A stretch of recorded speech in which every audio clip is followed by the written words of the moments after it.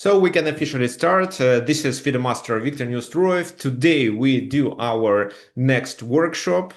The topic of our workshop is Italian game, and this six move bishop g5. Well, bishop g5 can be later played. It can be a little sometimes earlier. Yes, in some lines you can play bishop g5 earlier, but the key concept is to create a pin and provoke h6 g5. And this is what I'm going to tell you. So people are joining our workshop. Again, there is a recording of this workshop, and the recording will be published on YouTube tomorrow. However, I will always recommend to join in live, join our Zoom meeting. And in Zoom, if you have any questions you can ask, you can unmute yourself and say anything by voice, or you can just type it in the chat. So what is my YouTube channel? It's Tricks of Chess. Let me find it. And I'll share the link.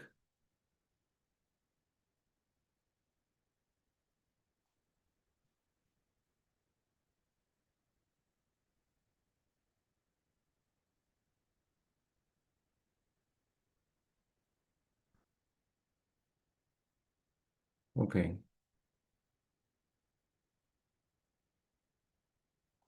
Okay, I'll find it later. Let's focus on our topic today. Maybe somebody else will share my YouTube channel link. Okay, so what are we going to do?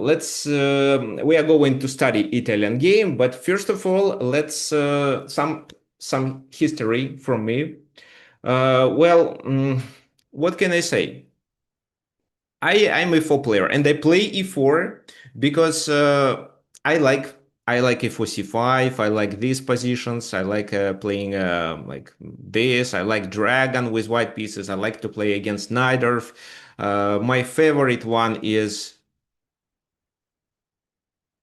no, it's a different order. So it's knight c6, this.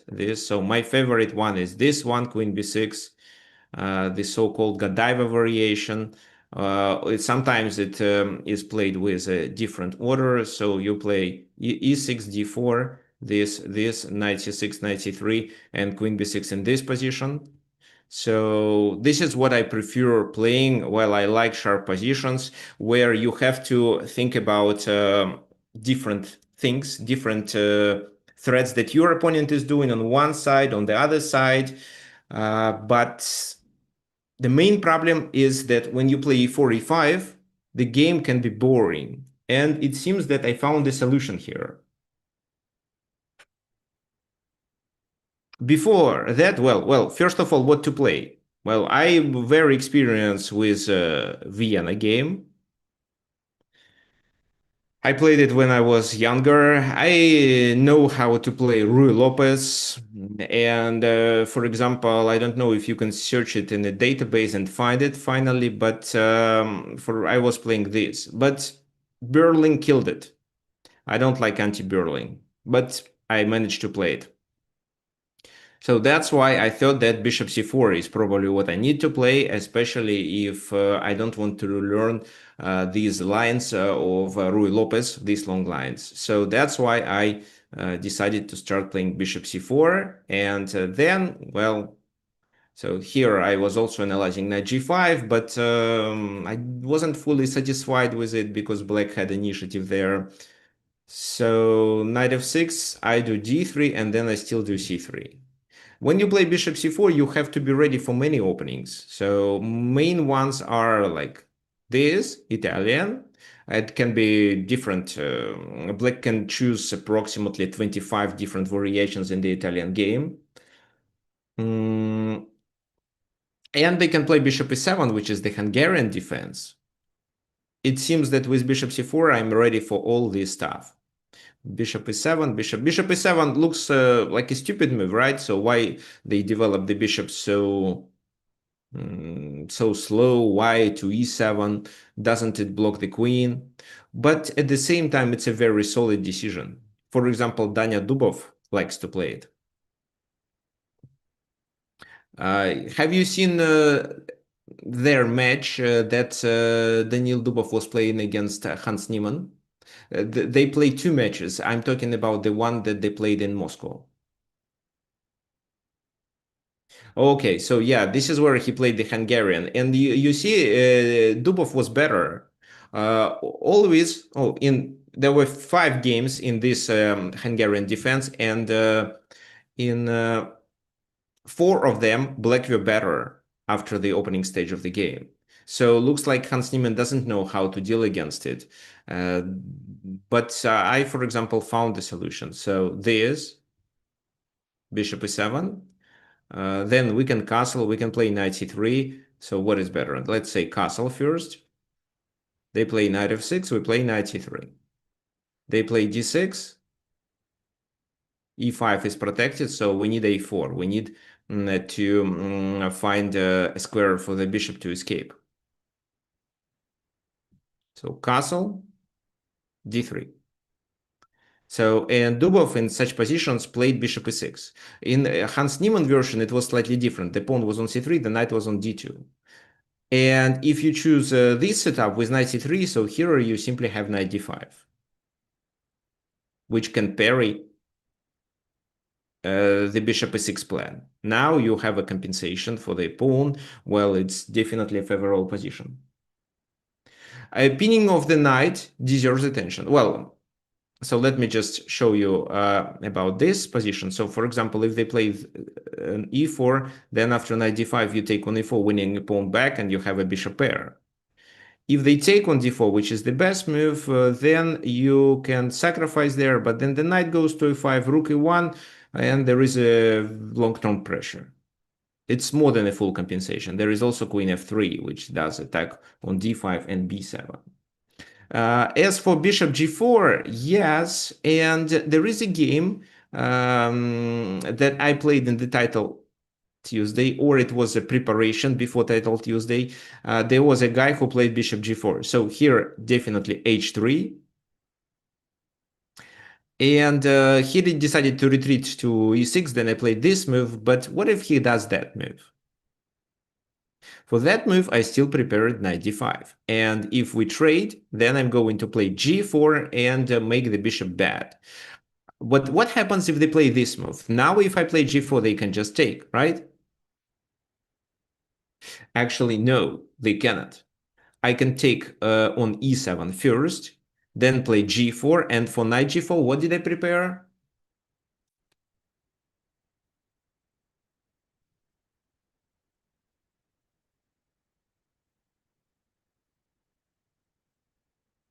The queen? What do you mean the queen?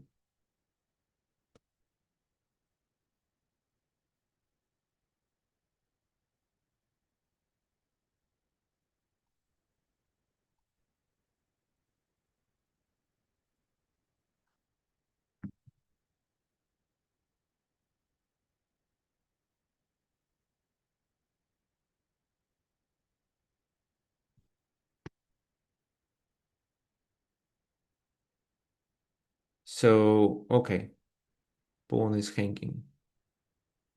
Which pawn?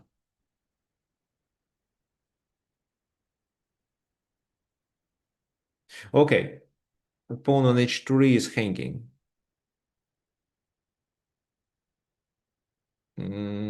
I don't see how.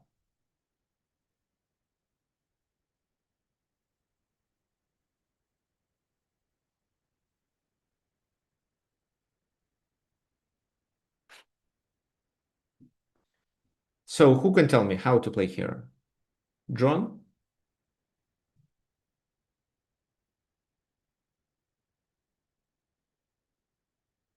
So bishop g5, no, because bishop g5, they cannot block with a pawn, first of all, because there is a pin of that pawn.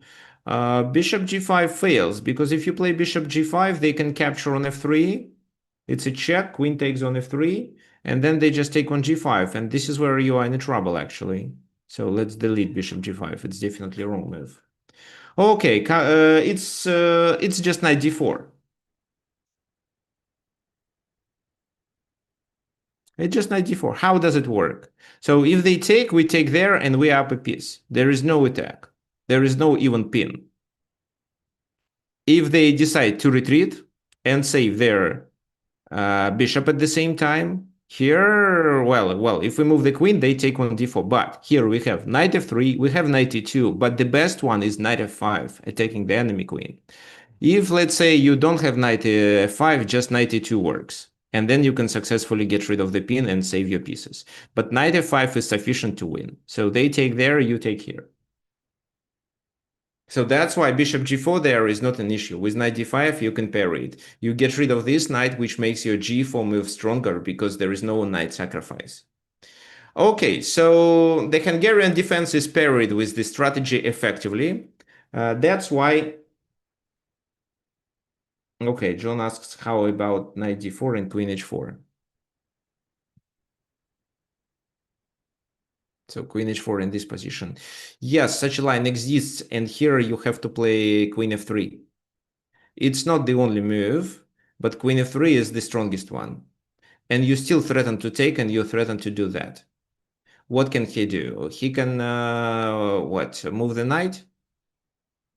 Because e takes d4 is losing, for sure. He can only... He can move the knight, but then it's basically the same. Then with queen g2, you successfully defend the king's position. Also, the queen is trapped, so it seems that what he can do is just take there, letting us take on h4. And in the endgame, without a piece, they should resign. Okay, fine. So that's why if bishop is 7 and the whole concept of Hungarian defense is fixed, let's talk about main lines, which are knight f6 and bishop c5. So knight f6 can be played. The idea of such a move is to play d5 early, or, well, they attack the pawn, you have to defend it, and then they may continue with d5. This is what I recently played with white pieces. I didn't play successfully, but managed to have some opening advantage, and then I decided to analyze this line. This is fine. So you take, then you quickly develop your pieces. The best move for them is knight b6, bishop here, and you threaten to take on e5, so they have to defend it. Well, here I want you to tell me how white can fight for advantage. What do you think? There are several ways, but I want you to choose the one which is the most competitive one. So take the knight with your bishop. Well, yes, but then what? d4 looks aggressive, true. Not everything is clear regarding d4. So you take the knight, then play knight e5, bishop takes, rook e1 with a pin, and then followed by f4, or even maybe b4 on the next move. So you take the knight, you can take on e5, or you can do it in a different order. You can first take on e5 and then take the knight because it's a check. Bishop takes rook e1, and then you play d4 or f4, mainly d4. But if your opponent decides to play queen e7, which is the best move, then d4 this time fails. He can sacrifice the bishop for a pawn and then set a blockade like that. That's why just move the king to avoid any checks and continue with f4. Well, again, you won't achieve much advantage here, but look at your pawn structure and compare it to the enemy pawn structure. Isolated, isolated, isolated. And, well, you just have to develop your pieces, knight, bishop a3, knight e3. So again, it's not winning if your opponent plays properly, but it's definitely favorable, and it's very pleasant to play such positions, especially if you understand what you should be doing. So, well, but usually knight f6, d3, then they play bishop c5, and it transposes to the line that we later can come up with. So knight is attacking the pawn. Well, I also tried d4 in this position. For example, I played d4 twice in Moscow Open in 2019, I think, if I'm not mistaken, and it didn't went successfully. I lost one, and the other one I drew. Yeah, it can be. it can be played. So d4, pawn takes, c takes, bishop b4. There are a number of moves there. You can Knight play c3 knight is the name one. c3. Yeah, you can play knight c3 there is one of the moves. Yeah, but this is Um, a well-known position. Yeah, yeah. well, what I played that move. So, for example, knight a4 is a mistake. C takes. Oh, no, knight a4 is bishop d5. So d5 is a must. I played bishop here. They played knight a4 in this position, then this, and this. This is what I played.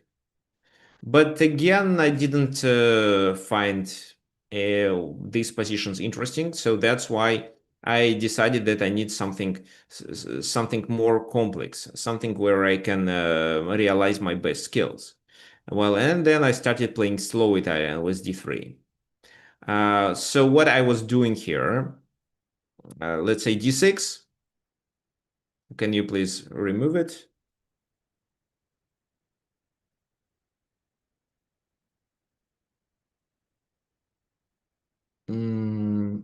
Oh, come on.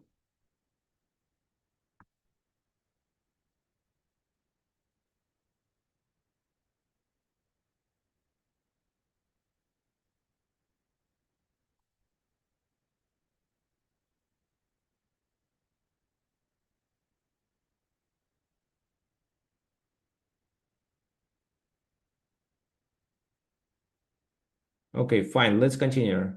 But please stop drawing. If you want to say anything, or you have a question. Okay, fine. I can fix it.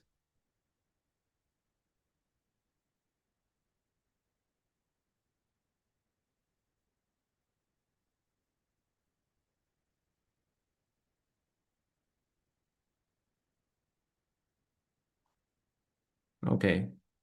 So I banned this guy. It's not funny. Yeah, maybe that was just a kid.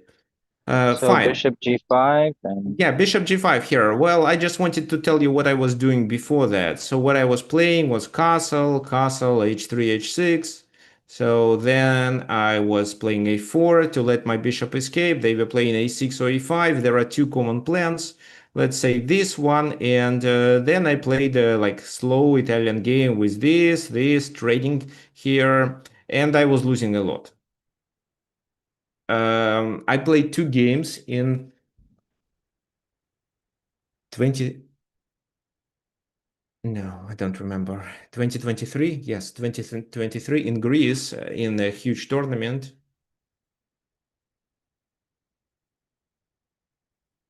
And I wasn't satisfied with them. One I lost, the other one I drew, but this is not what I wanted. So that's why I started developing bishop g5 after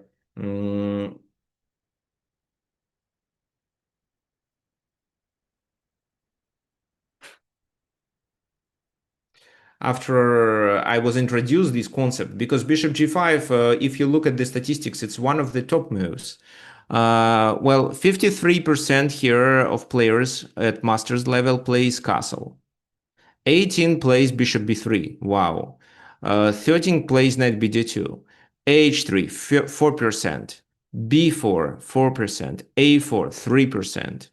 Bishop g5, 3%. So um, it's not so popular. That's why your opponent is unlikely to be prepared against this strategy. Moreover, nowadays it starts becoming more popular. Why? Because people need something complex, something where they can play for a win for both colors. That's why bishop g5. What is the concept of bishop g5? We create a pin, and this is a very annoying pin. So every time they move a queen, we take there, and their pawn structure becomes bad. If they are castled, it's even worse, which means that we automatically provoke h6, bishop h4. They can play g5 right now, or they may not and do it later, but there is no other plan except g5. Well, what this g5 is doing, it seems that they lock our bishop on g3. It seems that these pawns are starting moving forward and attack our king, and we should castle to the other side, for example, but exactly not.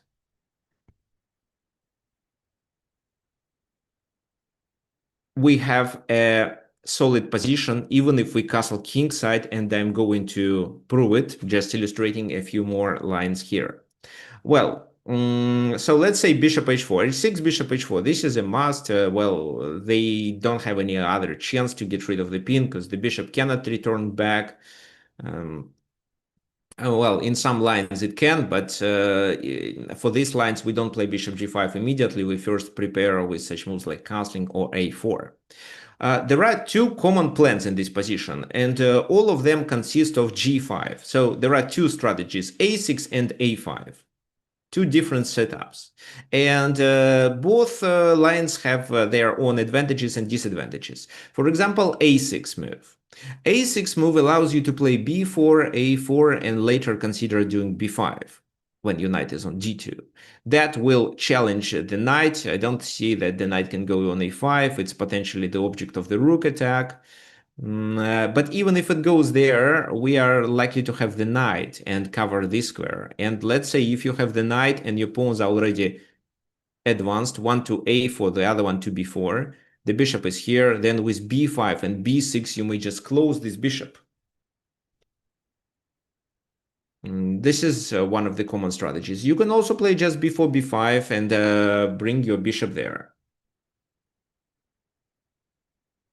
Yeah, very often they try to remaneuver the knight here. But every time when they move their pieces away from the center, we open with the center. Because it looks like the position is symmetrical, but not fully. They don't have a pawn on c6, which means that we are better prepared for a pawn breakthrough on d4. And we do it once we once we see that there is a right moment. For example, if knight h7, if knight e7, if such moves are played, then d4 makes a lot of sense. Well, I'm not saying knight h7 in this exact position, of course, but including g5, after including g5 and bishop g3. a5 is a conceptually different move. This time we don't have b4. We can try actually continue with these moves and still continue with b4. It's definitely playable. But seems to be less aggressive. What we can do, if so, castle,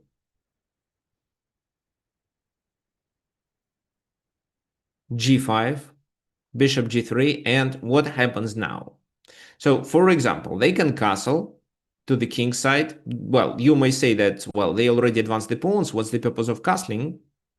I'll show you. Well, for example, in the game between well, in a similar position, there was a pawn on a6 in the game between Mishra and Gukesh that we are going to analyze today. It was a6 played. And that position was met and knight h7 was continued.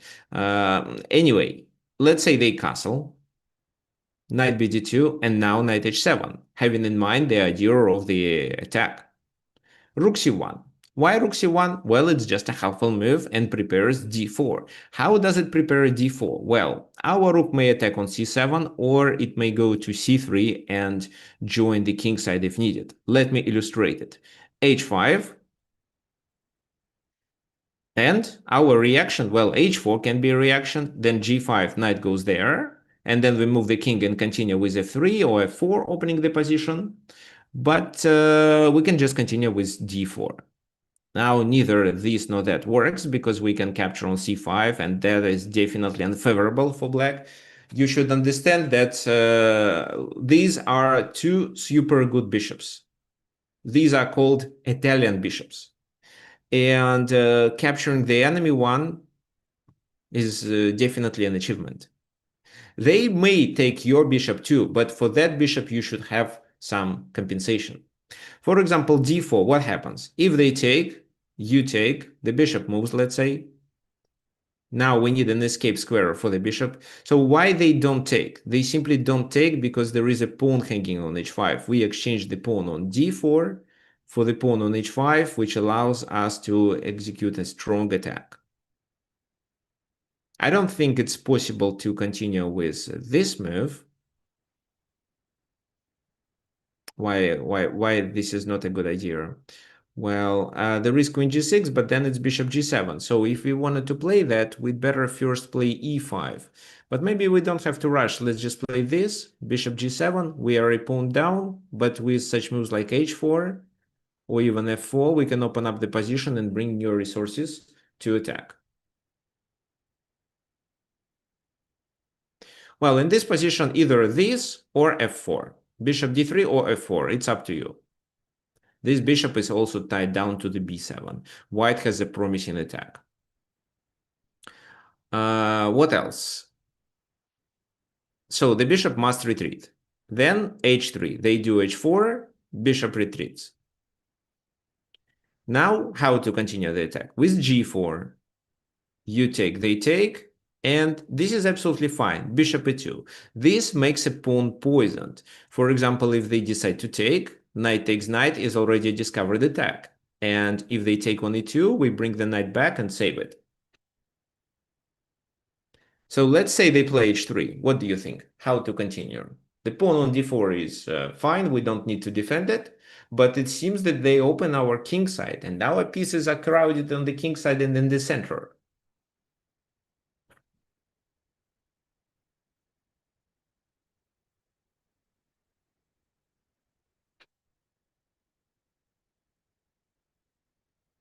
Okay, Max suggests to advance the pawn. Which pawn? g3. Well, you make your bishop extremely bad. It's like a big pawn. I think bishop g3 the main question.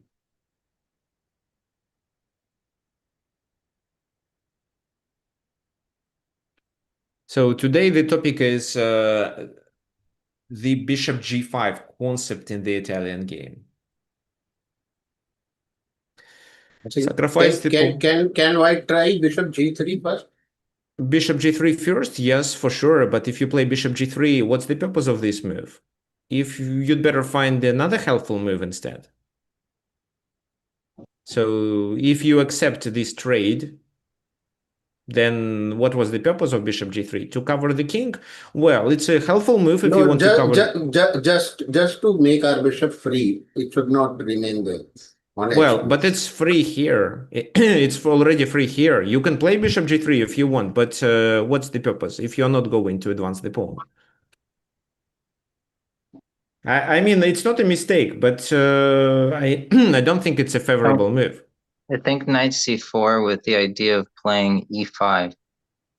Actually, the concept is absolutely correct. Knight c4, then bishop e7. Yeah, the concept of knight c4 is really good, but let's first secure our king's position and take advantage of the enemy king's weakness.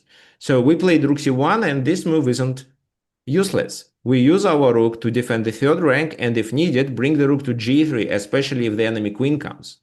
Actually, the key idea for us is to let these pawn movements finally become weaknesses.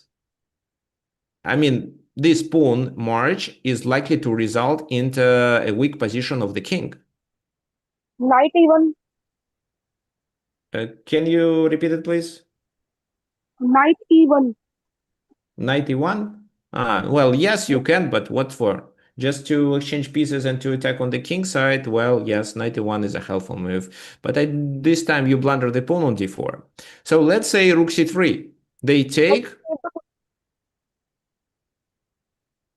Okay, they take, king takes, queen f6, for example. And then we can do Brian's idea. Knight goes here. The third rank is sufficiently defended. We can even play bishop g3 if we want. Well, let's say bishop escapes, e5.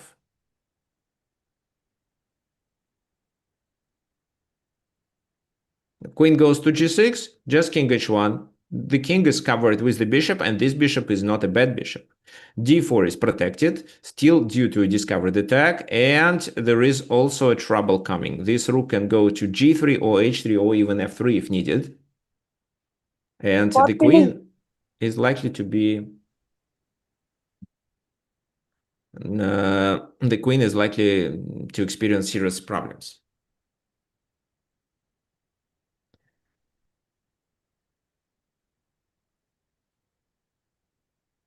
Okay, so let's say they don't take, because, well, do they have to? No, they can just retreat to a7, let's say. And if we take there, they have h4, which traps our bishop. I think this line, c takes d4, h4, still deserves attention, but let's play something solid, h3. I don't think h4 makes a lot Yeah, of... I mean, I think that was similar in the game, right? Like, and you can let them take, you can take on d6, I think, yeah, after the well, I bishop think is trapped, and we are then take on going... c7, and yeah, we'll talk Yeah, about it. yeah, we will talk about it because we are going to analyze Mishra's game where he did this exact thing that you are talking about. So g4, for example, allows you to successfully parry this stuff with bishop h4. Looks like knight h4 should be the move, but bishop h4 is even better. How does he play? Now he doesn't have this diagonal to attack. Bringing the knight back means to make a pin. Okay, Laksha, you experience issues with your microphone. Can you please instead just type it in the chat? Because I can hardly understand because your microphone isn't good. So that's why I don't understand what you're saying, and that's why I cannot proper answer. If you send your question in the chat, I will tell you what exactly I think about this, about your suggestion or about your question. So please use chat. Well, those of you whose microphones are good, keep working, keep answering by voice if you want, or just type in the chat as you wish. So knight f6 means the knight will be tied down to the queen.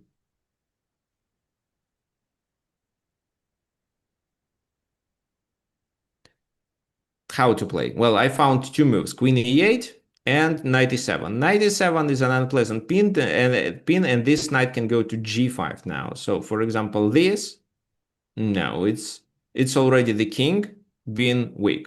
And after h takes g2, you don't even need to take or move the rook. With bishop f6, you are about to deliver checkmate. So they take, you take, knight g6, queen g6, mate. The f pawn is pinned. Any other move, queen h8 mate.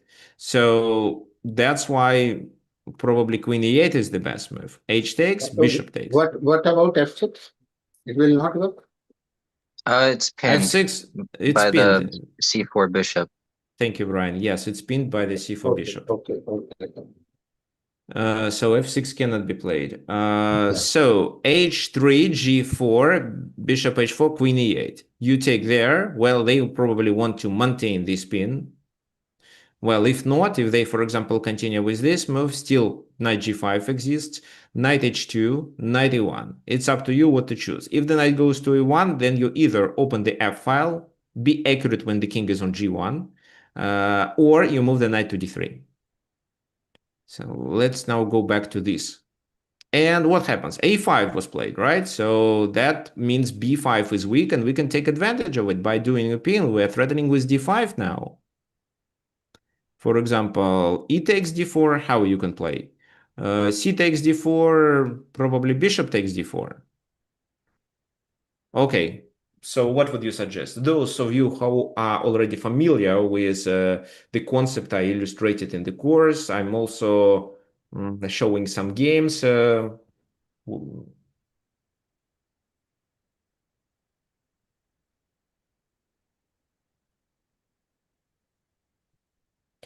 Bishop c6, pawn takes c6, and then you still want to take on d4? I don't think it's sufficient. There is a better concept. There is a question regarding bishop e6. I'll answer it a little later, okay?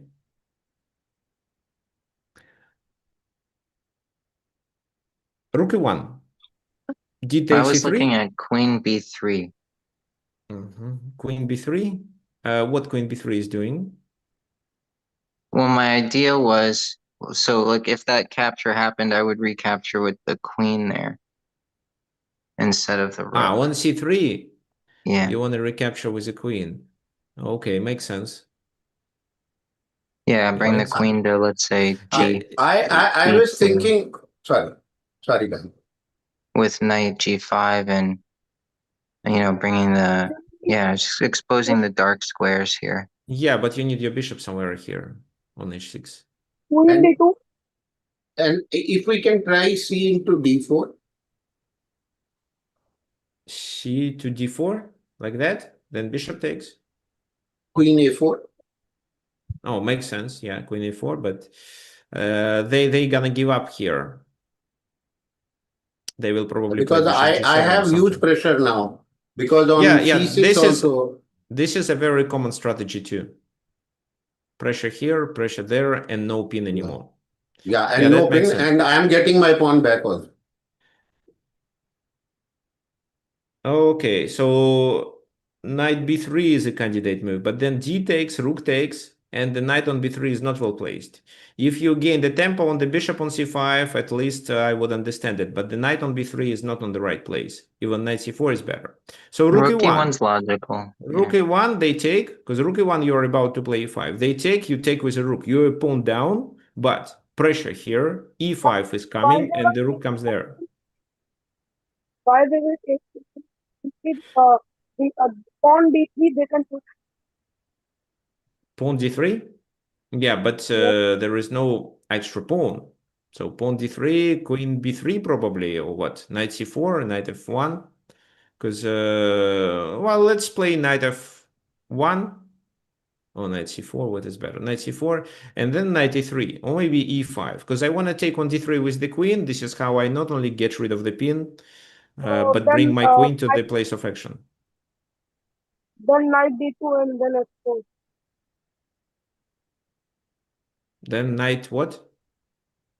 But don't you think on d3, we can simply capture d3 back?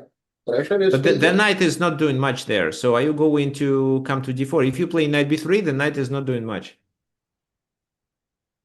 No, I'm saying directly on d3, can't I take with the bishop d3? On d3, but And then wait. threat is e5. Well, yes, but your bishop is already doing a helpful task. I mean, But are here you also, sure that with but e5 here you... also, yeah, but here also I have very good bishop which will control the entire diagonal. Okay, I don't fully agree with you. Okay, let's say I play something. So the pawn is hanging. Let's say I play this move. You No, play no, bishop d3. I'm saying not going even knight b3, directly taking d3. Directly taking d3. Yeah, Yes, but then I'm knight saying I e5. directly take. No problem. Because my knight is as such not pinned in now. So because my other knight is there. Yeah, but your pawn on e4 is mechanically blocked. You have to Yeah, move the bishop but here. now bishop to e2. Bishop to To e2. Yeah. to provoke a mass Removing the exchange. pin. Yes, yes. Because his king is not safe. Yeah, that's true. So the king is not safe. So what to play? Queen e6?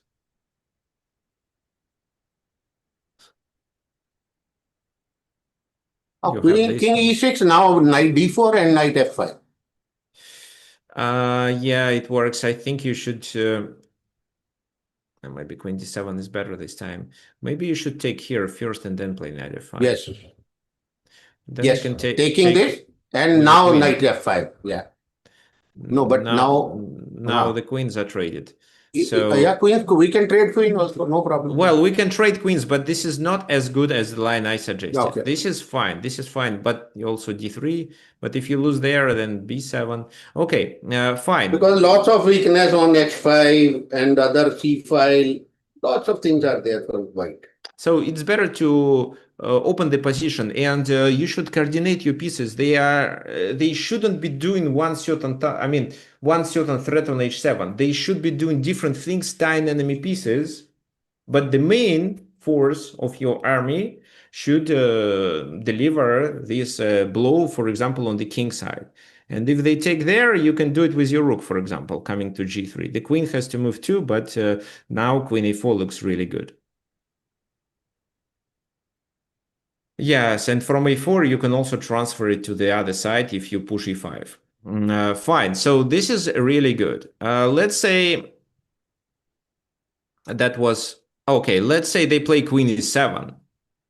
Well, because why do people attack if they already advanced the pawns there? Let's play queen e7, but even this fails, d4. So if they take, you have a center, and then you push and open the position more. Let's say this move, bishop b6, knight d2, and now they win a pawn. But here, you can open the position right away with a5. So take, and the bishop is poisoned. Of course, they are unlikely to take it, but even if they play something natural like bishop e6, it's still completely fine for you.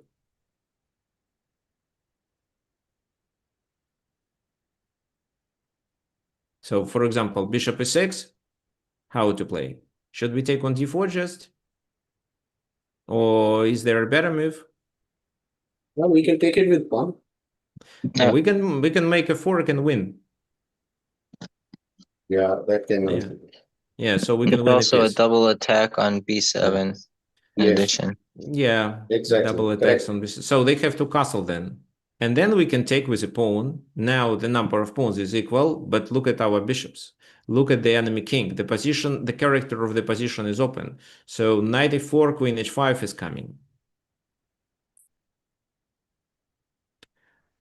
So this is how this pawn march is stopped. Let's go back and talk about the concept of a6. A6, as I told you, allows us to play before a4 and later b5 when our knight is already on c4. That's the main idea. But again, how it happens. So let's say knight bd2, bishop a7, castle, they play g5, especially if we are castle, and we almost always castle to the king side. Bishop g3 and what? Let's say bishop g4. How else to continue the attack? H3.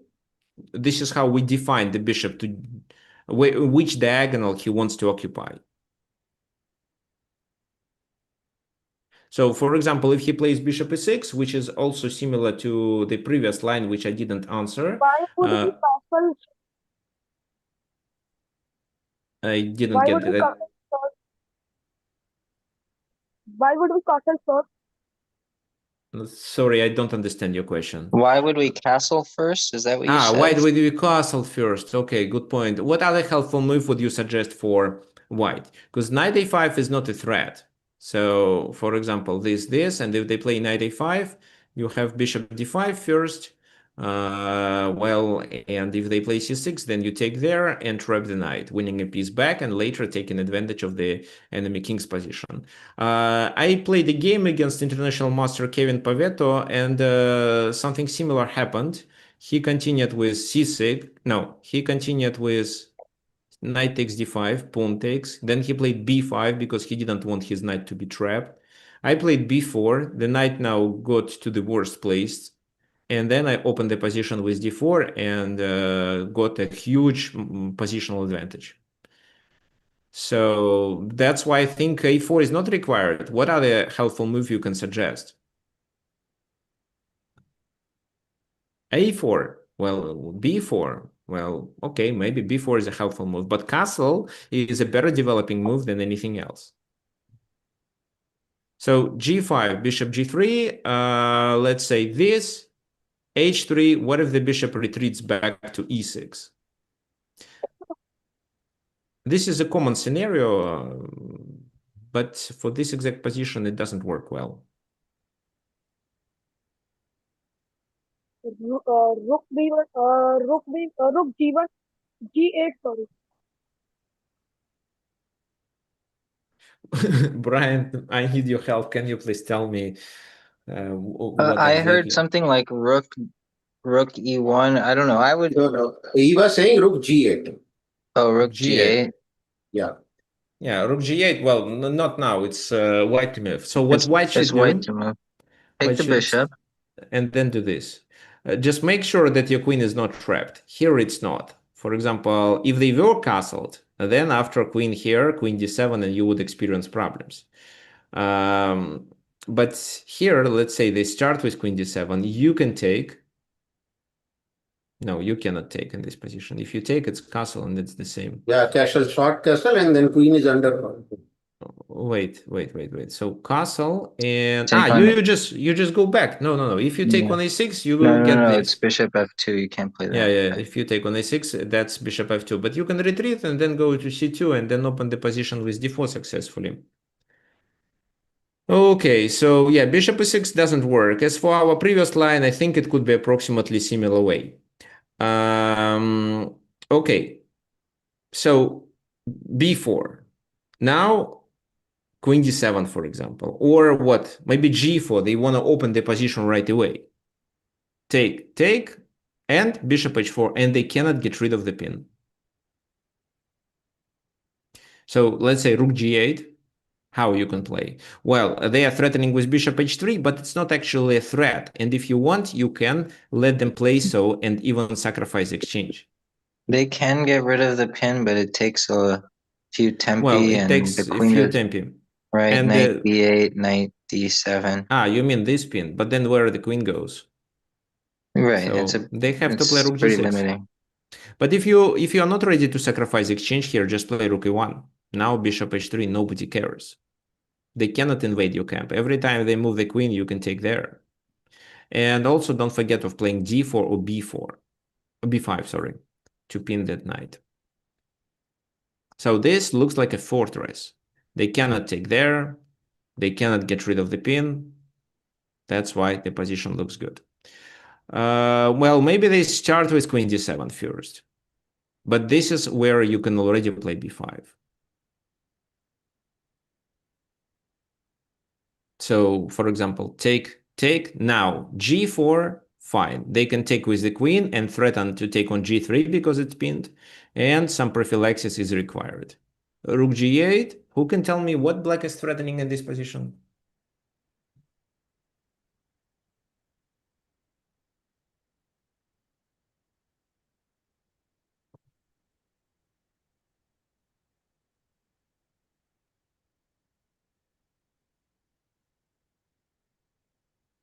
Check with queen, which check? Okay, they are threatening with bishop f2, that's right. Thanks, Arush. Thanks, Peter. They are threatening with bishop f2, and if bishop takes, it's a checkmate on g2. If bishop f2 rook takes, it's queen g3. So that's why d4, you block the bishop. They can take, but after queen a4, they experience issues. There is no discovered attack, moreover, it's a pin. You're about to take on c6. So that's why the position is more favorable for white. In the course that was recently published, there is a game played, I think, by Gukesh with black pieces, and he lost. He lost to Prague, if I'm not mistaken, in this exact position. Well, the main problem was that the king is left in the center. So castling seems castling for black seems like a mistake. Where, for example, where?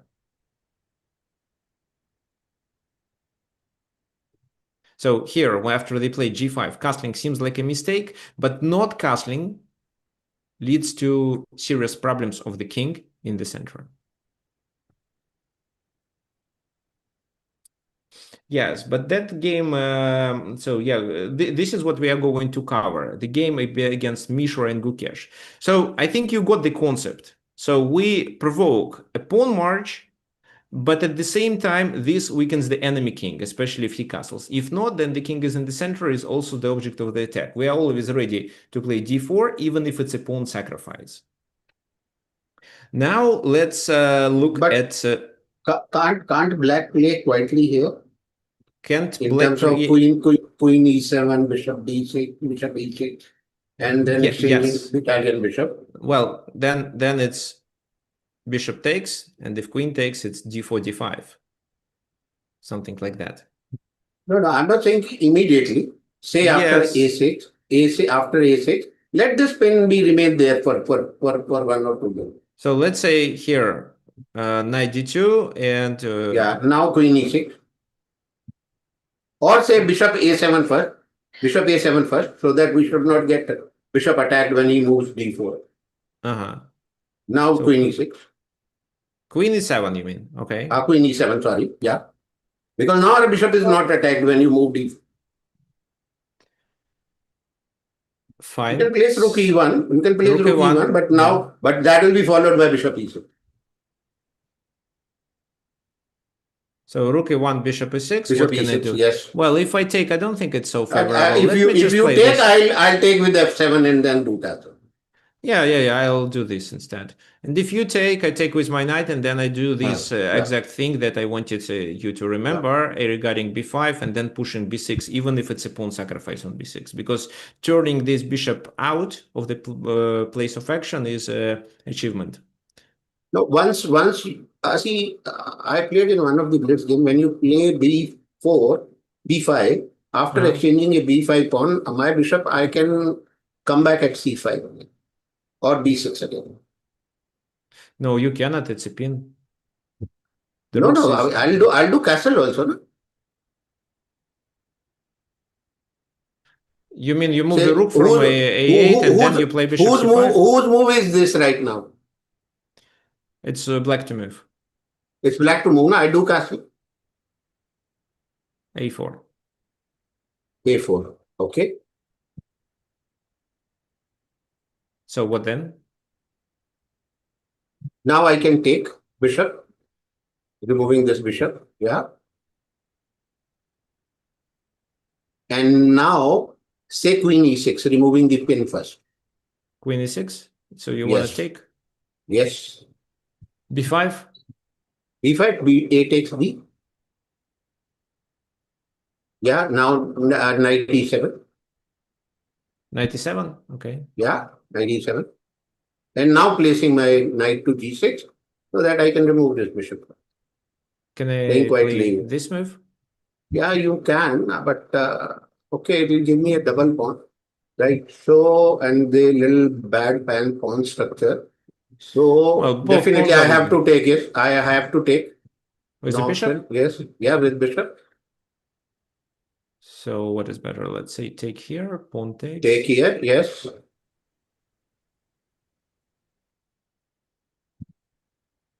Okay, so here I'm debating between d4 and rook a1.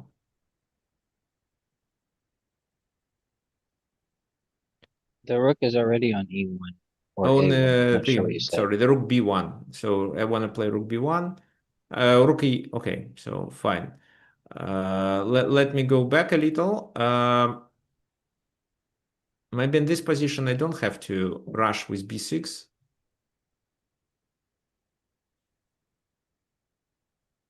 Yeah, let me play a better move. So let me play this. I cover the b4 square. If you want to play this, I'm gonna do that. No, or what you can do is you can play rook b1 first and then pushing b6. No, then I don't want it, because if I do so, you do that. And no, the other rook can't come because right now center files are closed.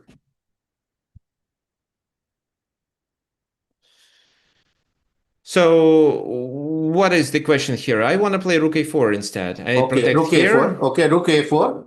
Rook a4. Now first, at least I should play the knight to g6. Queen or pawn?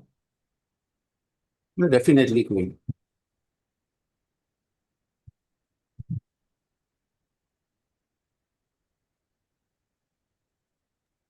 Looks playable for. Looks completely losing. White.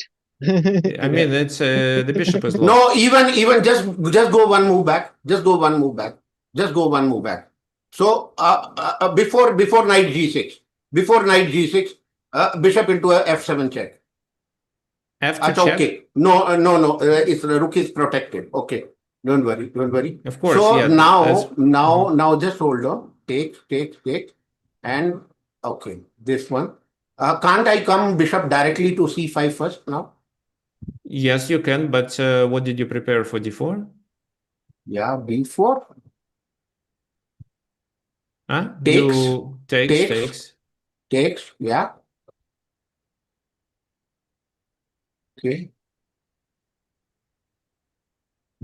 Well, it seems white is better here. They didn't sacrifice any single rook takes rook. Rook takes rook.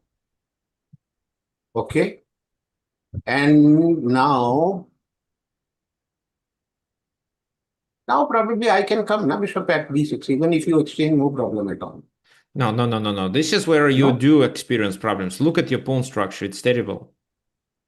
So what, d5, then I transfer my knight to c4 and you lose. Well, I even right now can win a pawn already with this. No, this is a very problematic position for black. Well, they are not losing, but I think according to the engine, it would be like +1 and 5. Let me check it. I'll tell you. Okay, maybe you are right Plus because you have 1 the and experience. 7. +1 and 7. So when this move is Okay. d5, actually. No. This is not good. So when the knight is traded for the bishop, it's always favorable for white. Okay, just hold on after. Yeah, okay, perfect. So let's continue with our analysis. We have a lot of work today. The game that Mishra played against Gukesh recently, well, a week ago probably. I don't remember when exactly. It was the third round. No, the fourth round. And well, I play c3, and I kind of recommend you to stick to c3, but he plays d3.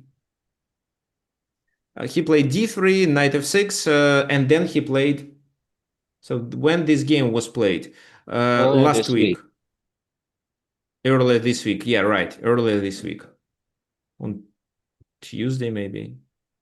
So bishop g5, h6, bishop a4, h4, and they played a6, and finally transposed to the position that we met and we analyze. Oh, no, not finally. Here, this is where it transposed to the position that we analyze.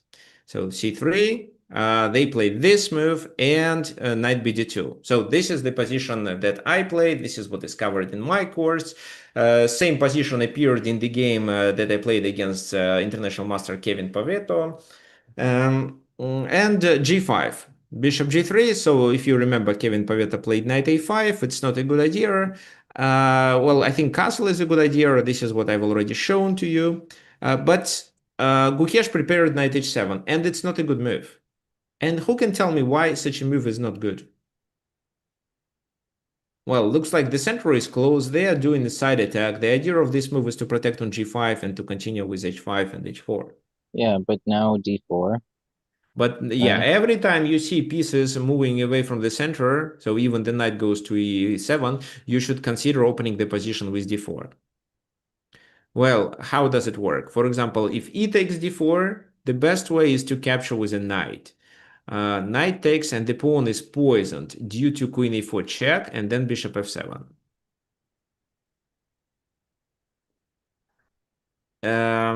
Well, if black wanted to attack, he shouldn't open the position. That's why he plays h5. And it seems that Mishra wasn't fully prepared, but managed to found a solution based off his understanding. So the best way to play is h4. And well, I would probably play h4. I would sacrifice the pawn there and continue with knight d3, then aiming to open the position with f3 or f4 move later in the game. For example, if this move you take with the b pawn,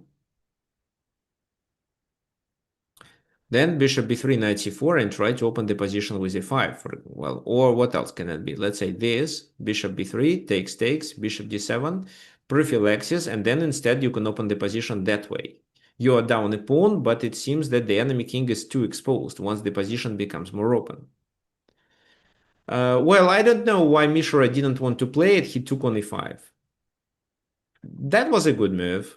Not the very best, but the second best. If he plays such a move, he should expect h4. H4 wasn't played. Instead, Gukesh played g4, and it absolutely illustrated that Gukesh was preparing knight h7, but didn't pay enough attention to d takes e5 move. It seems that he played g4 because this is what he found on the board during the game, but that wasn't the best way. So h4 was the best.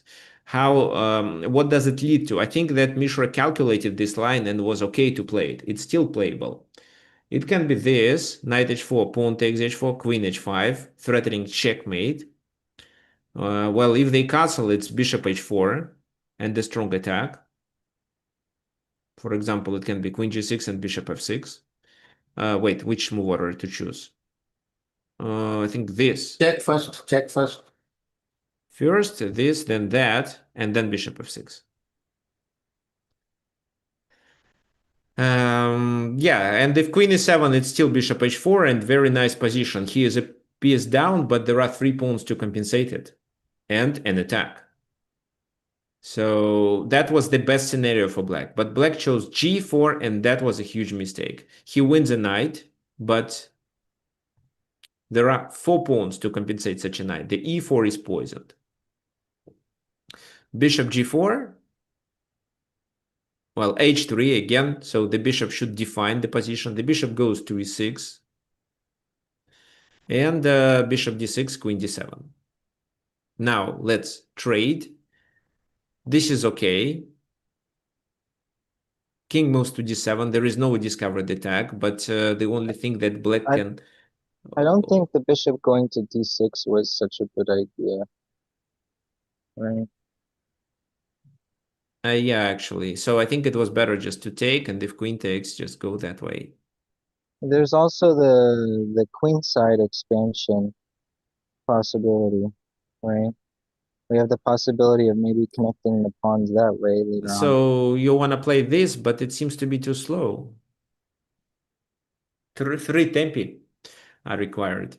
Not sure, maybe you can lose the pawn already. So it's better to attack these weak squares with your pieces.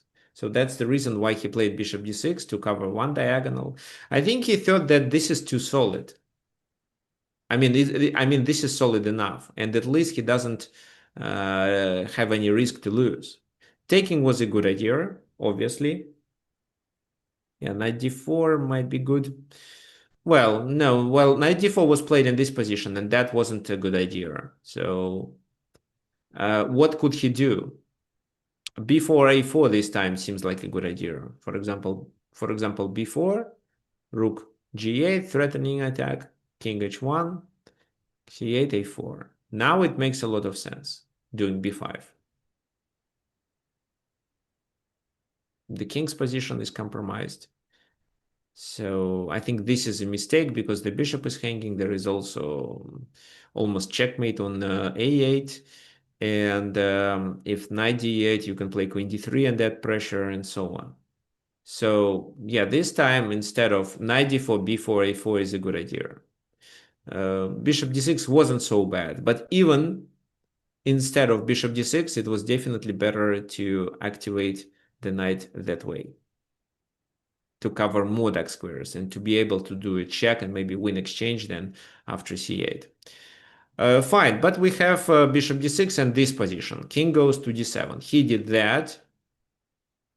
The bishop is closed. That's why it's better to trade it rather than trading the knight and keep closed bishop. So c takes, queen goes to d5, and maybe queen b3 was a better move because queen b3 provokes a queen's trade and makes the position more open.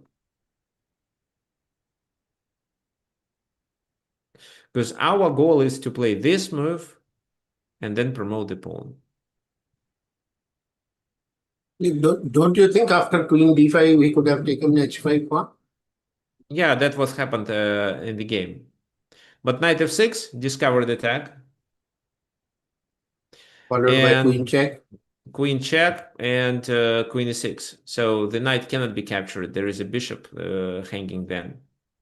I think we could have gone to f5 without taking on h5, right? What do you Is there a mean? No, path? the queen was on Let's see. d1. So we'll, okay, but queen f3. The queen takes f3. So you weaken the king's position. I don't think it's a good idea. Then knight g5 can be also played. So you'd better, if you want to trade, you'd better do it through b3. No, queen h5 is a possible move, but okay, yeah, I understand. so take, pawn takes, but this cannot be taken because then the pawns become weak. So in this position, it was still possible to play for a win. Rook e1.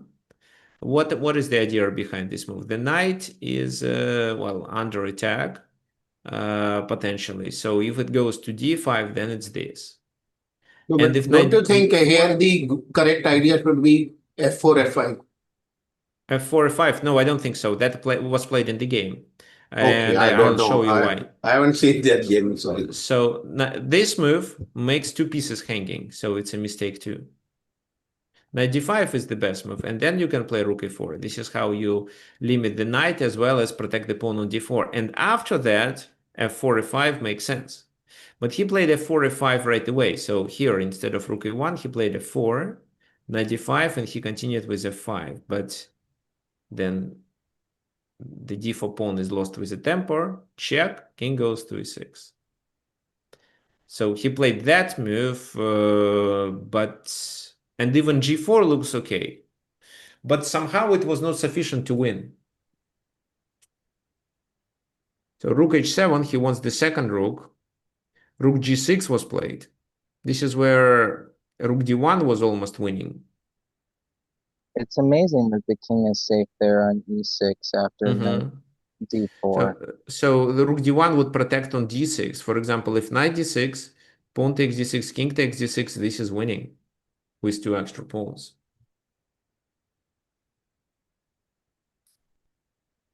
Rook ff7 was played in the game. Well, it's not a blunder, but it's not as good as rook d1 to attack on d5 and to prevent capture on d6. Well, this capture on d6 didn't happen anyway, but it could be. I think it was a good idea to play like that. This, check, king c6. Then what? Rook d8, right? But then this.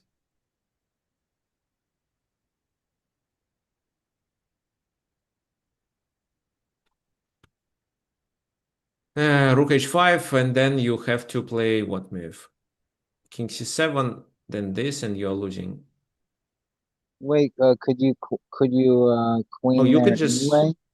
You can just take the rook and protect your knight. you can just take the rook Rook and into protect the rook. knight. That's a good point. Yes, you can just take there and protect the knight. I was also wondering if this is a good check.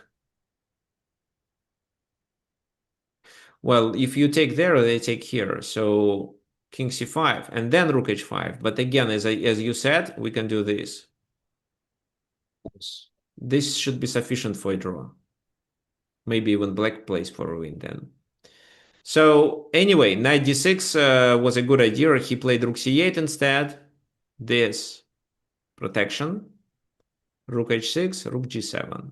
So, well, why? It's not a blunder. If rook takes rook, the other rook is hanging on d7, and because of that, the pawn on c7 can be lost. Rook h g7 was played, but this means he sacrifices there. He played a4. This position is so complex. So knight threatens with some checks, but bishop c5 attack, and this is where he made a mistake. So black did have a chance to draw the game. Let's find it.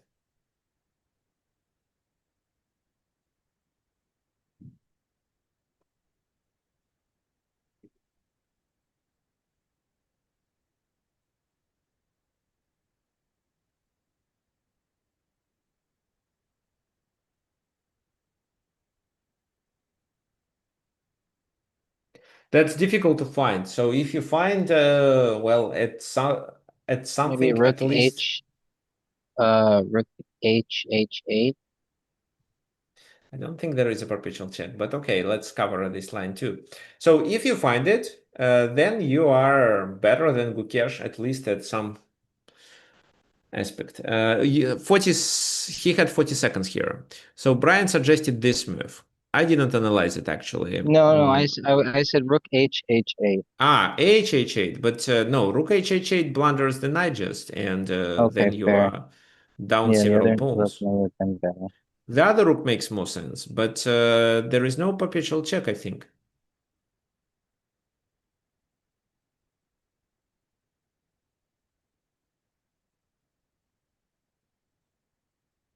This, so check. Oh, no. This.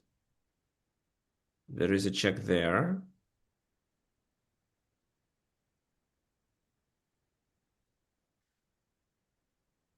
No, this is a better check. And if king e4, it's this. Oops, it's rook e1. Okay, so it seems that making a rook move makes a lot of sense. And okay, what should I do to escape? Let's say rook h1, king f2. No, rook h1, I think is a wrong move. No? Rook h1, why? Because just go back one move. Just go back one move. Rook h1, rook h7. What for? Takes, and then I promote with the queen. Ah, you are telling about this position. Yes, this position. Well, they can take once, but they are not forced to take the second one. No problem. Then he has to go back. And then I'll take the knight. Nice. And I'll take another knight. Let's include it.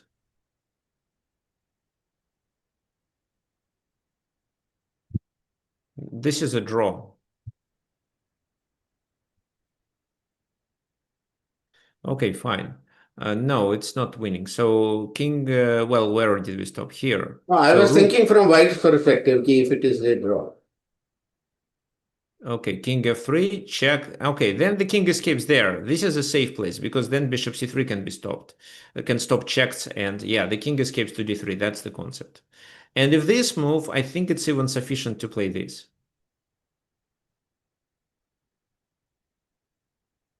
There is one more check.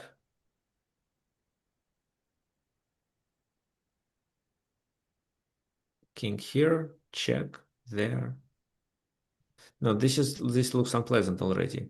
Okay, no, let's escape then. Let's escape to a2. This should be fine. Okay, so what he should do was actually There's the rook d3 there. rook d3. In which when the king was on d1, when you escaped no, then the king he to escaped d1. further. But then there's rook, the other rook goes to h1. And the knight's covering c2, and it looks like mate. Let me find this line.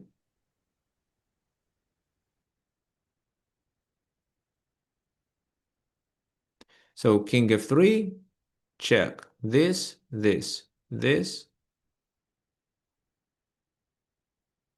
My idea was rook d3, and if you play king c1, I play rook h1. Okay, king e1. And if you take, I promote.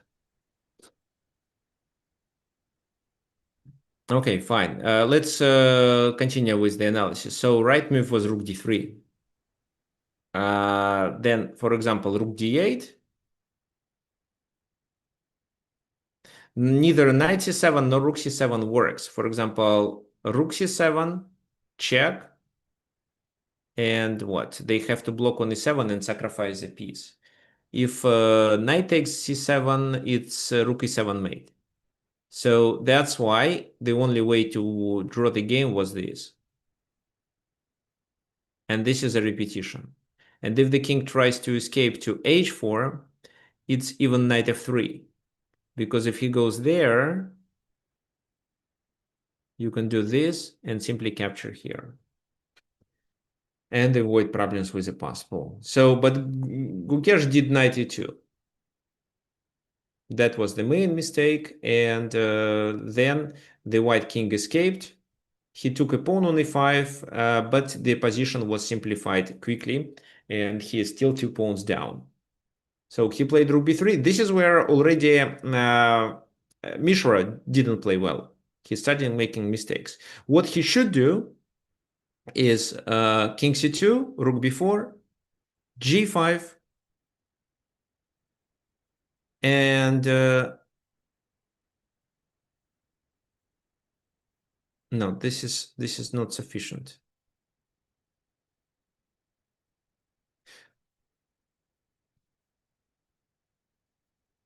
No, actually, well, okay. So king c2 was better, I thought. g5, rook c7, take, g. Okay. Yeah, this is where he's better because No, I'm not sure that this is a winning position. I think it's a draw. Okay, so rook b3, rook d6 was okay. So king c. So this is what he did. He sacrificed the pawn. If here he played this move, it was better. Why? Because then rook d3, so one of the pawns can be sacrificed. Let's say rook g4, rook c3. This is the concept, because this pawn will be promoted. Rook g8 to stop rook d8, because if you already play rook d8 and they continue with rook g8, then rook g8, and the other rook is distracted, after which we can promote. But here, rook a3, for example, driving the king away, then do this, and the winning plan is just bringing the king. Bringing the king to a5, b6, and take on b7. This is what he missed. So here, if your rook is attacked, move it. And then come to the other side. For example, doing rook g7 would be already a mistake, because you can take that rook like that. Check here, check, king moves. I don't know where. Well, g5, then you can play that move. This is a checkmate. Okay, now maybe there. Then this, and this is an easy win. Okay, fine. So this is how he should play to win the game, but he made he did a very long way to win. Well, let's just see. We're not going to analyze. It doesn't refer to our topic today. So finally, he advanced the pawn to g7. After that, it's completely winning. King goes to b3, and this is the next move. For example, rook g8, then rook g2 to defend, and rook f8 is the next move. Let's say rook f4, take. Then you can promote one pawn. He takes, you promote the other pawn. Or you can just deliver a check and bring your rook to f8, promoting the c pawn. Fine. So what I wanted you to learn from that game is that if your opponent does an attack in this opening,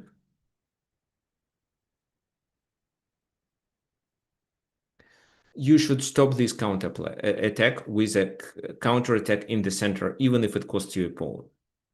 Because all the moves that your opponent have already played are likely to result into weaknesses in his position, like it happened in this game. So, for example, h4 wasn't played, but that was the best. But even without h4, white managed to achieve a huge advantage in this position with a dangerous pawn on c7, and there was no attack on the king. So if only here he took and play knight h4 and knight f5, he would win the game much, much faster. Fine.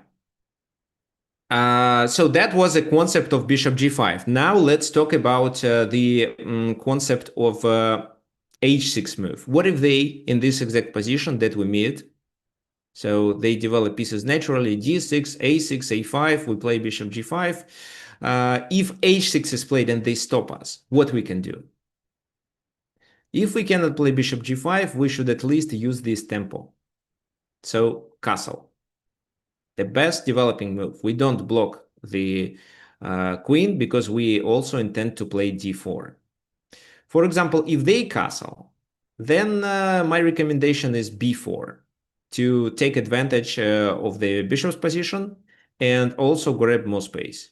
a5 loses a pawn on e5. a4, a6, yes, it's playable, but then you win a tempo. You win the tempo. First, you win the tempo on h6. Second, you win the tempo on this move, because later in the game, bishop a7 still will be required. For example, you can continue with knight bd2, then let's say d6, a natural move. Well, h3, you may not play this move, but it's probably the most solid way. Bishop a7, rook a1, and bishop a6. This is what you are likely to meet. Well, what do you think? Trade, play queen b3, or what?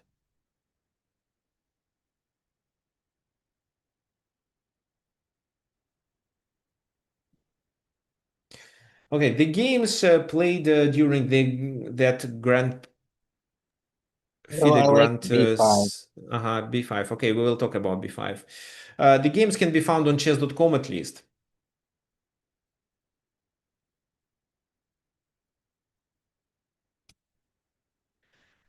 So b5 actually is a mistake, because if we have the bishop here and the queen is protecting our rook, then b5 works. Here, it doesn't work so. It's still not a huge disadvantage because we take two pieces, but we lose two pawns. So this is what I would avoid. Again, not a tragedy. If you missed it, you shouldn't give up. The position is still approximately equal, but it doesn't look attractive. Queen b3 is possible, but then queen e7, but you grab more space. What I prepared is bishop a2. This is a novelty.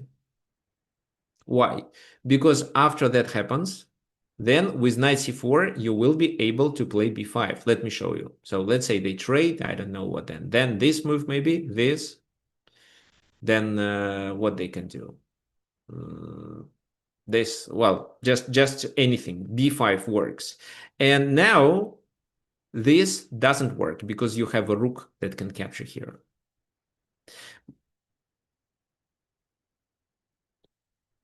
And once you play b5, then b6 can be played too.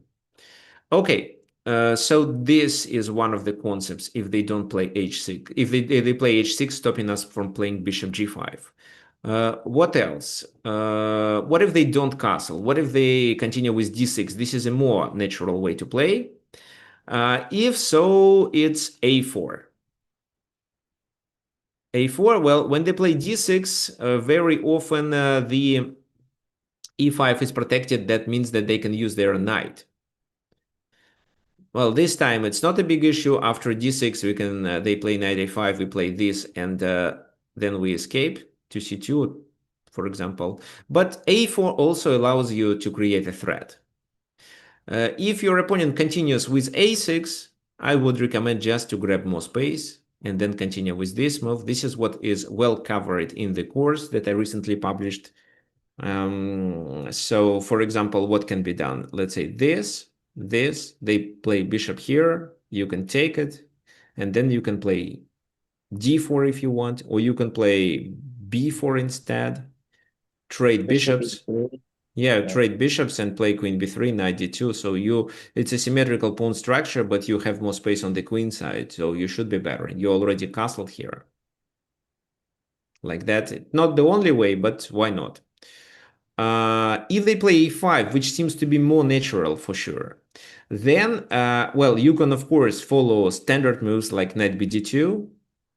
And if, let's say, bishop g4, it's rook e1, castle, knight goes there, then you can play h3 and knight g3 and get rid of the pin. And again, in case of this scenario, it still can be bishop a3. But this time, what do you think? Which piece it's better to take?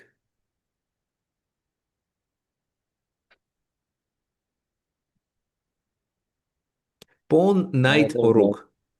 Can you repeat, please, Brian?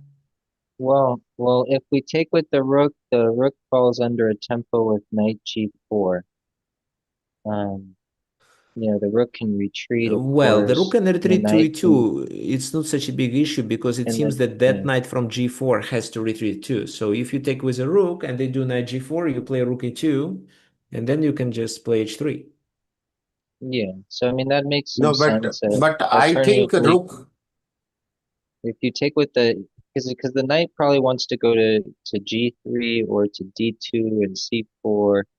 So I think you probably don't want to take with the knight, and taking with the pawn could make some sense, but I don't think we want to really open the F file for black here. Taking with the pawn, well, we already have the rook there. If we had the rook on the F file, then taking with the pawn could make sense. In order to reinforce d4, you don't really need it. You can play d4 without this move.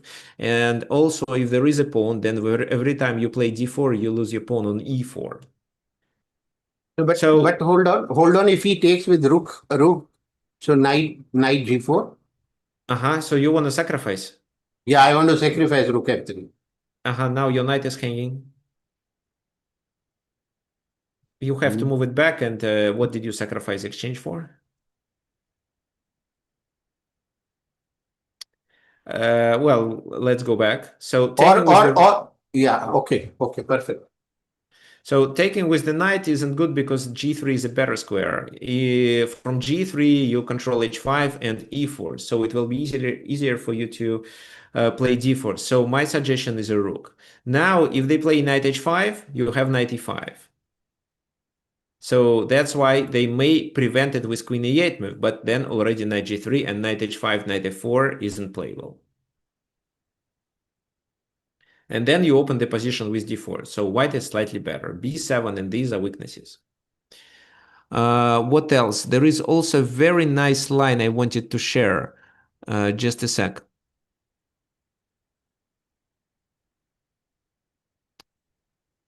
Let me quickly find it. It was a very nice idea. b5, no.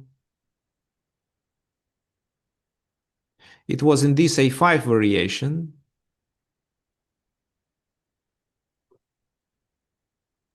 So like what's the overall plan? I guess there's so many possible plans Yeah, here the for both main sides, right? plan is to grab space and dominate.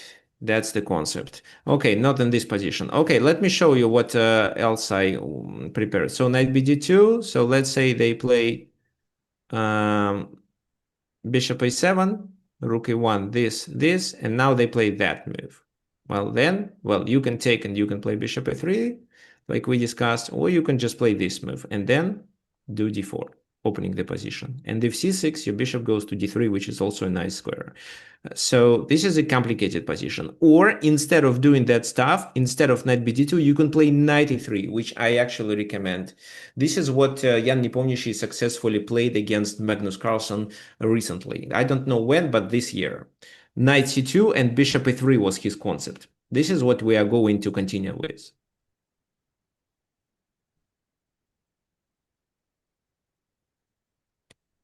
So they finally got the position with a different order. d6 was played, a4 was played, and he reacted with a5, which is the most competitive response to a4.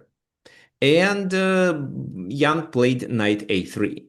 Well, the knight goes there, which allows the knight to support the bishop on a3, and once the bishops are traded, the knight can control these two squares, d5 and f5, preventing any counterplay from black. Castle, knight c2. Well, rook e8, what else to suggest? Because this bishop g4 strategy doesn't work so well this time. Well, it can be bishop e3, it can be h3 first. Let's say this move, I want to take and still I want my knight to be there. Let's say this, and then bishop h5. h3, then g4. The bishop will be blocked on g6. Magnus Carlson just played rook e8. Bishop a3 was played anyway. So bishop a7, then we still take that bishop. That's why they took themselves. Knight takes and bishop goes to e6. Here, well, you can occupy d5 if you want, but probably when a5 is played, the best way is to exploit this pin and do d4 at some point. Well, the game continued with bishop d7, which is logical. And it seems that Jan Nepomniachtchi wasn't really prepared against this. So this is where I want you to think and tell me which plan would you choose for white. And I'll tell you what I prepared.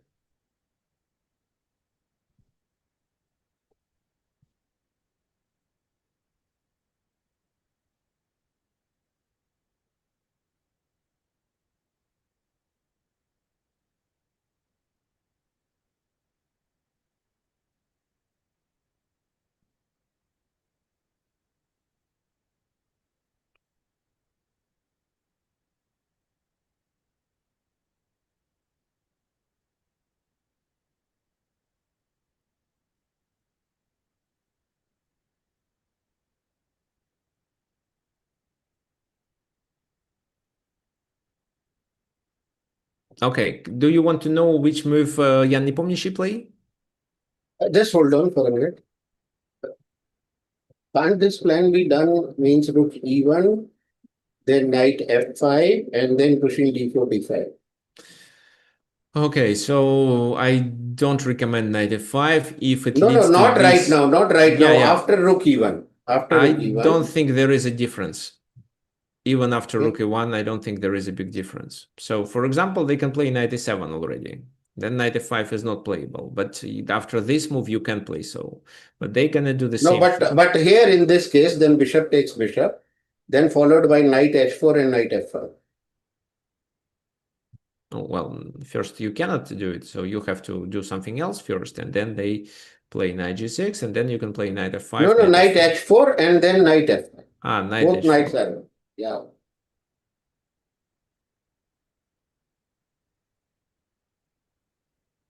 I don't think knight g6 is a good move, so, well, okay. The knight went to the edge. Yeah, g6, maybe g6 actually. So after g6, when he creates this weakness, then I can come back at knight f4. Well, come back to f3, but what's the point? I think that with king g7, black consolidates. So what I think is d5 can be played. Let's look at d5. I'm threatening the pawn. But now knight f5. Which? This?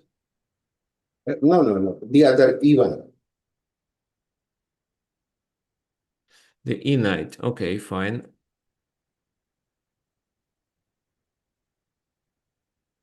Rook d8. No. I think f3. I don't understand the idea. f3. Take the pawn. f3, not taking the pawn, just building it. No, I'm saying f3. could black have just taken the pawn? Black could just take the pawn. I just wanted to control the file. G5 wins the knight now. Right? G5, No, I think the knight on no. the side's trapped, isn't it? Oh, no. No, not at all. First check also, and then taking the other knight. At g5, knight h6 check, and then another knight goes to f5. Oh, this is how you can get the knight trap. I think taking on e7 should be played. Then knight f5 and then knight h6. Okay, so yeah, g5 doesn't work this time, but what works? D takes e4? No. Yeah, if d takes e4, then d takes e4. Okay, king h7. So king h7 is sufficient. Let me just play this move. Maybe I play g6 in future. Okay. Because if I play g6 and you have your knight left on h4, it's a serious disadvantage for white. I think actually Zamfir is correct regarding queen f3. Now queen c1. So you found the only move to not to stop this activity. Yes, okay, I let's just want say to knight stop your activity. g8. Then g6. I don't think you can stop it. So I think that Zamfir's idea. But now you are not losing a pawn, I think. Which pawn? You just hold on. You're going back now. Just hold on. Which pawn I'm losing? Just hold on.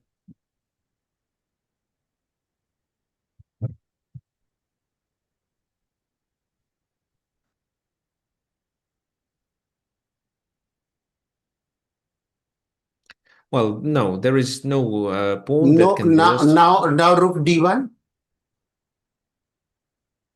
g6. Knight takes.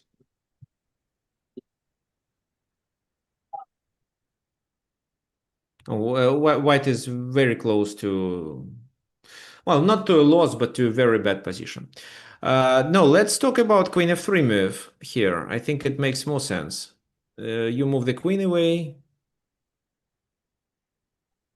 Well, then let's say trade, pawn takes, and what can we say about this position? White seems to be better, but is it really such a good position? If queens are traded, I don't think so. Maybe rook e3 here. Then queen g3 can be played.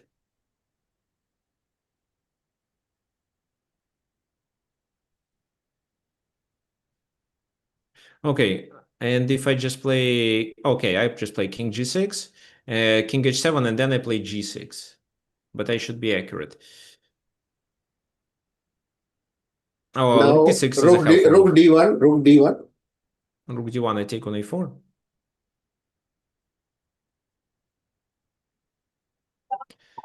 No, rook d1, probably not. Okay, so it's even. Approximately it's even, but my recommendation Because is after to not rook play d1, if you take queen into a4, rook into rook, and then queen g3, creating checkmate threat and e5 pawn threat. Oh, it's just a threat. It's not checkmate. No, it's a checkmate threat, I'm saying. And Yes. I can take e5 pawn also. Yeah, well, you can analyze this position yourself. If you want, the PGNs will be published on chess.com tomorrow. It's approximately even. So Okay, thank your you. activity is not enough.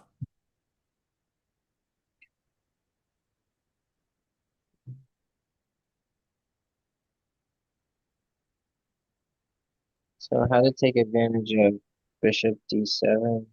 Yeah, well, let me just show you. Jan Nepomniachtchi played Queen this move. b3 is Queen b3. possible. Okay. Yeah. Yeah, this is what I prepared. Queen b3. So which move to play? Well, I thought rook b8 just to defend the pawn because bishop c4 is a double threat. You should be accurate with the b7 pawn, but it seems it does make sense to capture. So if rook b8, which looks logical, then you can play rook fd1. I leave my rook here to be able to play to open the position. I'll show you. For example, if bishop is here, I move there, and then I continue with d4. But if, let's say, they play knight e7, similar to what Magnus Carlson played in the game, then bishop takes, queen takes, and for this move I prepared queen b5. And if they don't want to lose a pawn on a5, black has to take. But this means that the a5 will be a weakness. So b6, and white has more space. This is where white is positionally better. So what he should do is like something like that. Well, I would say maybe even playing what? H4 with H5 ideas. But he can go for the c6 one. Yeah, removing the weakness. They can Knight, play knight c6, but then yeah, if I having had the three knight on moves, I c4. would play knight d2, f3, and then maybe d4. Maybe like No, that. after that c6, knight pawn takes, knight takes, then This, if you play yeah.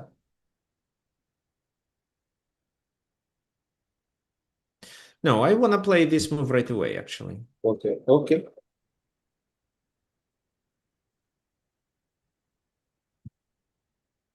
But now I can go for d4. No, No, you cannot. You have to protect d6 here. no, I can go for d5. No, No, then knight d6 and you lose a pawn. No, well, and you probably play this, and I can successfully support it for now and then increase pressure. So this is a favorable in game. So what I wanted you to learn that there is no immediate win, but this is where only white is playing for a win. So Nepomniachtchi played queen c2. Then, well, he could take there and then continue with b4, trying to create a pass pawn on the a file. But knight g6, so g3 was played. It seems that such a move covers these two squares but weakens the light squares. However, it's not such an important thing. So this was played, then queen c7, b4, takes, and bishop h3 was the best move. But what this bishop can do there? Again, for example, b5, knight goes to g4. I don't care, just queen b3. The queen cannot go to the king side, and without a queen, it doesn't work so well. Here, I don't know why, but Magnus played d5, and he simply blundered a pawn. Bishop d5, knight takes d5. There is a pin. If queen d6, maybe he wanted this pawn. But then it's knight e3, and capturing this pawn means rook b1 and rook b7. So b5, but then rook b1. So bishop b3 was played. Instead, Jan Nepomniachtchi didn't take. Probably he believed that he is missing something. So queen d6, rook a b1, threatening with a discovered attack. And finally, this discovered attack happened in the game. So this move was played. Here he should move his queen, but he took, which is common, but not for this position. For this position, he loses on e5. And after knight e7, Magnus thought that after knight e5, knight e5 is fine, but black took with a rook. White took with a rook, and black thought that they can drive the rook away and then take on e5. But d4. Because of this move, I think Nepomnishi won the game. d4, and well, he took exchange, but now he is a pawn down, and also these pawns are too strong. The rook on e8 is too passive. He also continued with queen b4, which was another mistake. After that, it's f6, exposing the king's position, and finally it's bishop d5, creating a discovered attack. What do you think is the best move for black now?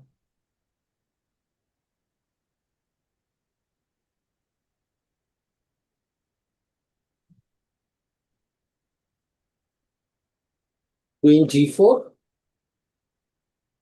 Well, queen g4 actually loses. I was thinking So queen at a5. no, You queen take the a5, pawn, queen threaten No, g6. queen the- e5 is a queen g6. Simple. Yeah. Yeah, Okay. yeah. So that's why he either plays this move or, for example, sacrifices the queen.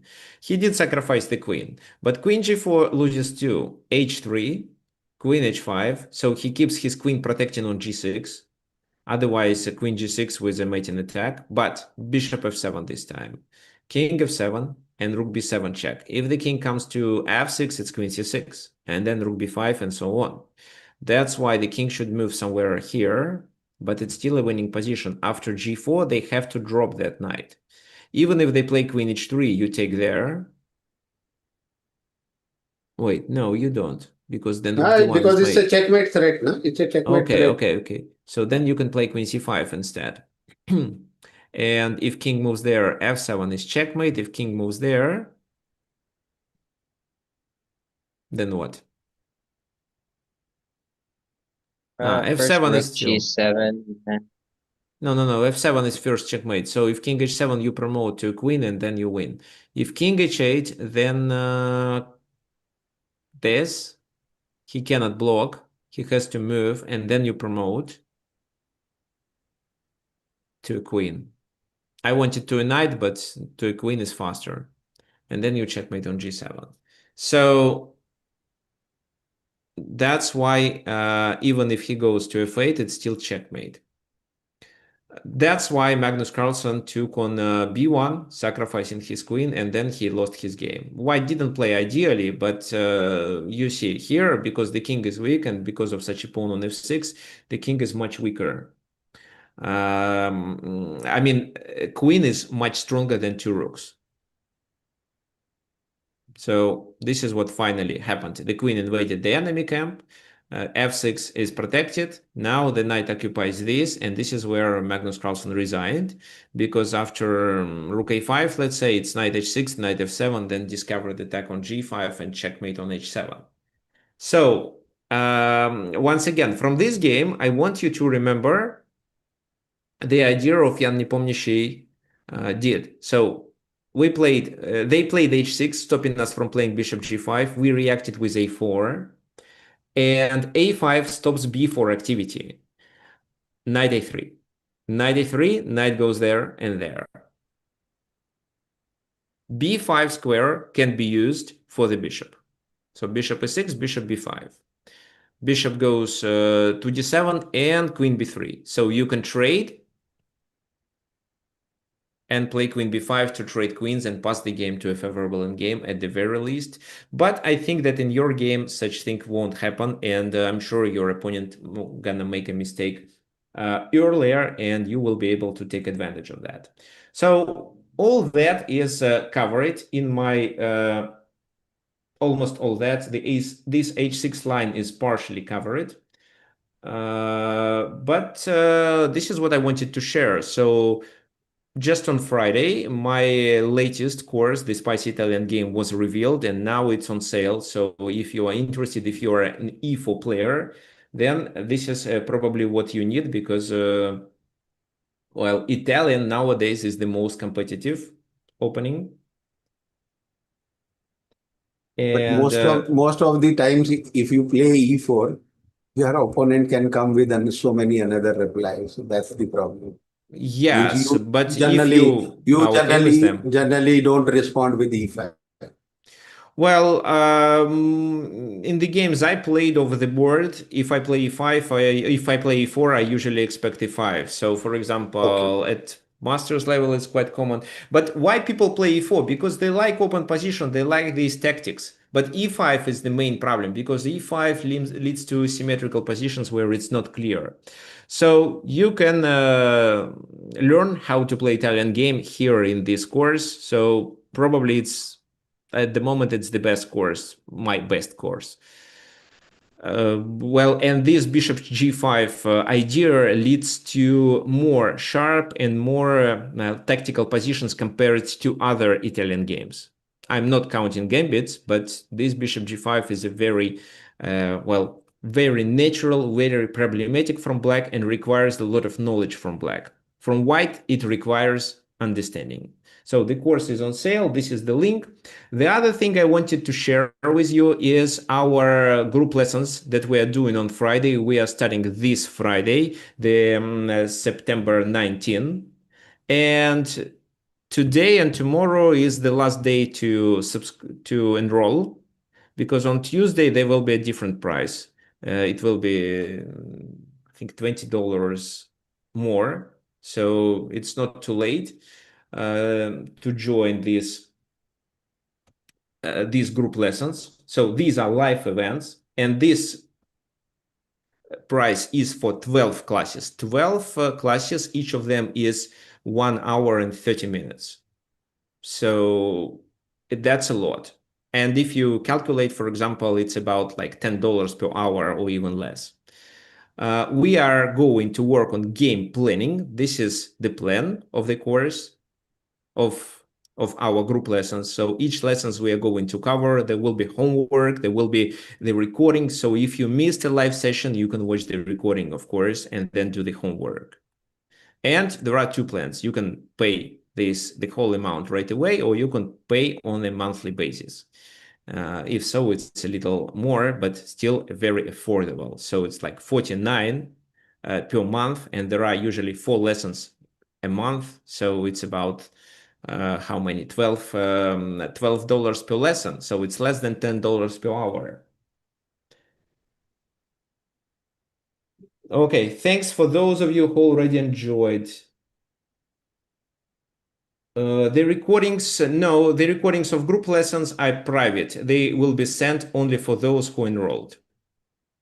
So, but the recording of the workshop will be published.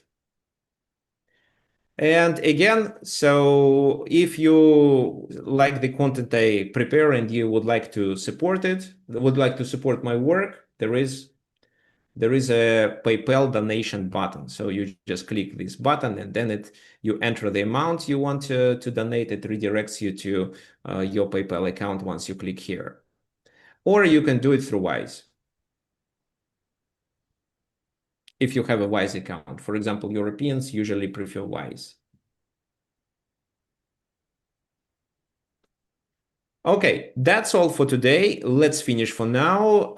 If you have any questions, you're welcome. You can always message me either on chess.com or at just my email, tricksofchess@gmail.com. So hope to see you next Sunday. I didn't prepare a topic yet, but I will make an announcement on Monday or Tuesday. Thank you for coming. Bye-bye.